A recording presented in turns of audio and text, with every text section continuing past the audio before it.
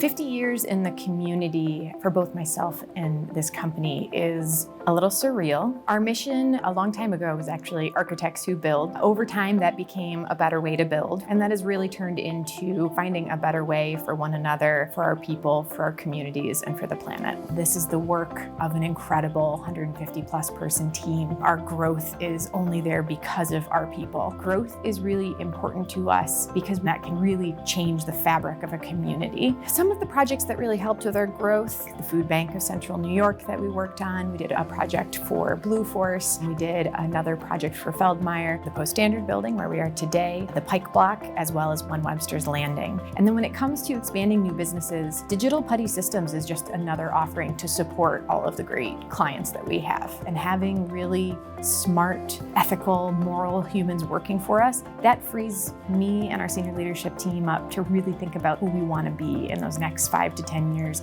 and to push the bounds beyond what people may think of specifically within the construction and design spaces.